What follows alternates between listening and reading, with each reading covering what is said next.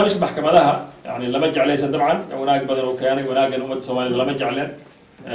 waxaan ognahay maartay caalamka iska hashaday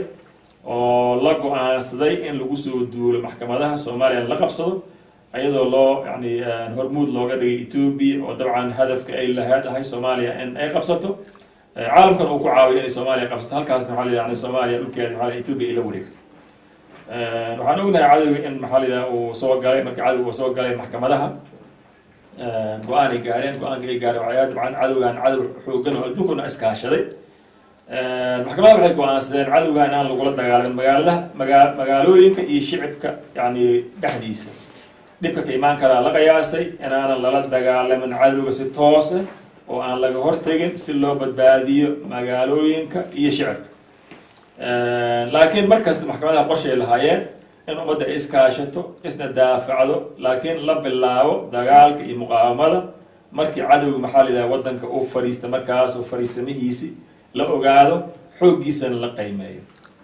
xoogiis waa la qiimeeyay fariisamihi maxalida ay fariisan lahaayeen markay tageen 10 maalmood kadib waxaan ognahay in muqaawama ay bilaabatay oo ilaahay fadligiis maanta 95% Soomaaliya in xor ay tahay oo cadawga laga xoreeyay cadawga iska hashaday oo Ethiopia ugu horeysay maanta ummadaas in laga xoreeyay oo goobo yar ay ku soo hareen dabcan waxaan ognahay oo dhowr su'aalo halka la weydiiyay oo ay kamid tahay maartay khilaafka ku yimid muqaawamada iyo isbahaysiga dib u xoreynta Soomaaliyeed waxa weeyaan dadka waa iskhilaafaan waa bini aadan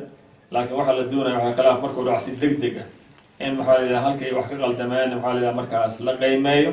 sida wax u qaldameen in la qiimeeyo isla markaasna khilaafka si degdeg loo xaliyo ayadoo waxba aan haba yaraatay yani aan daahir la'aan in loo xaliyo garbaha maxalida yani isbahaysiga oo yani iskhilaafay waxaan yani leenahay maartay ilaahay subxaanahu wa ta'ala ka baqa ummadana jahawareed ka saar isku tanaazul waxa weeyaan yani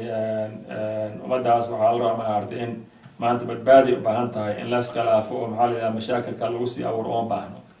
muqaawamada gudaha waxaan leenahay ilaahay fadligiis yani sharafka yani Allah keenay subxaanahu wa ta'ala cadawga saas loogu jibiyay waxaan u sabab ahay maartay muqaawamada ragii maxalida safka hore geeyay naftooda waxaan leenahay raggaas ha ilaaliyaan midnimadaas wax lagu keenay ilaahay subxaanahu wa ta'ala raalli kama aan khilaaf midnimada ha ilaaliyaan ha iskaashadaan cadawga hadda maxalida waajibay iskhilaafadu waxay keenaysaa cadawga inuu farxo ilaahay subxaanahu wa ta'ala inuu ka caroon ma artay muslimiin iskhilaafay marka khilaafka waxaan oran lahay ma artay yani muqaawamada inay iskaashadaan safkaas midnimadiisa la ilaaliyo insha Allah waxaa su'aal kale halka yani lay weydiiyay maxkamadaha inta ay jiraan maxaa qaldamay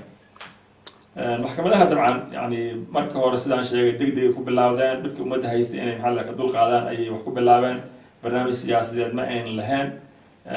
laakiin marka dambe wadankii oo dhan taladiisa ayaa ku soo fakatay barnaamijka siyaasaddu isku bedelay amniga waxaa raacay siyaasad waxa la wixii la qaban karna waa la qabtay xag amni xag siyaasadeedba laakiin qaladaadna way jireen qaladaadkaas waxa weeyaan dabcan yani qaladaad lagu talagalay ma ayn ahaan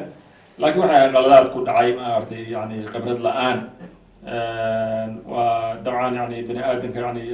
markii uu khibrad yar yahay waxyaalo badan ka qaldamay karo waa la qaldamay laakiin waxaan islaam maartay maxkamadaha hal la eego wax inta ay saxaan hal la eego yani inta ay qaldeen waxa waa ilaahay subxaanahu wa ta'ala yani kulligeen cafis ayaan ka weydiisannaa laakiin waxa ay saxaan alxamdulillah waxa waaye Soomaaliya taariikhdeeda intaas wax qabto weli lama helin su-aasha ugu dambaysa oo halka lagu weydiiyay waxa ay tahay burcad badeeda jahawareer ku haysa xeebaha Soomaaliyeed burcad sidaan ognahay maxkamadaha intii ay joogeen way xaliyeen arrintaas maxkamadaha intaan imaan ka hor 6 bilood ka horeysay waxa weeyaan waxa jiray 40 afduub ee maraakiib ee xagga Soomaaliya ka dhacday 6 bilood maxkamadaha ay joogeen waxa weeyaan hal afduub ayaa ka dhacay marka maxalida markaas uu qafaashay halkaas marka kaasna maxkamadaha ciidankooda ayaa badweynta ugu tagay nimanka burcad badeed ahay halkaas ay ka soo qabteen marka kan ka sii daayeen ayagana waxa yani waa sharciga la marsiiyay dabcan burcad badeed dabcan waxay tahay laba qayb waxa weeye burcad badeed adduunka kala ka timid oo Soomaaliya shaqo aan ku lahayn kuwaas oo maraakiib waaweyn oo ku xadgudba Soomaaliya badaheeda oo sun ku daadiyo kalluunkii maxaa la Soomaaliya kheyraadka kale maxaa la qaato fasax la'aan ku xadgudba badda Soomaaliyeed doomanka dadka Soomaaliya ay ku kalluumaysanayeen iyo shabakadooda intaba in maxaa la ay jijibiyaan oo badii waa iyaga loo daayo dadka Soomaaliyeed haba yaraatee ay ka kalluumaysan waayaan baddooda intaa markay dhacday dabcan dadkii Soomaaliyeed oo kalluumaysanayay intay iskaashadeen ay dabcan iyagana bilaabeen ma aragtay waxa la wixii markaas ay qaban karaan inay qabtaan iyo dad kale oo ka faa'iideysanayo sharci darre maxaa la barnaamij sharci darre halkaa iyagana ka bilaabay marka badii oo dhaafooda noqotay maxaa tale soo loo xalin karaa maadaama hore aan u xalinay oo maxkamadaha barnaamijkaas burcadbadeeda ay xaliyeen ayagoo wax musaacade aan ka helin caalamka waxaan isleenahay haddana khibrad ka badan waa leenahay waana xalin karnaa degdeg laakiin beriga Soomaaliya oo aan la xalin badda Soomaaliya ma xalismayso caalamku waxaan leenahay Soomaaliya in faragelinta laga daayo ummadda Soomaaliyeed loo daayo sida ayaga ay rabaan inay isku maamulaan sida ayaga maxaa la dawlad ahaan ay u arkaan maxaa la dawlad ay u sameystaan inta haddii maxaa la loo daayo waxaan isleenahay dawlad oo dhan yahay halka ka imaan karto oo xalin karto mashaakilka Soomaaliya berigeeda iyo baddeeda ka taagan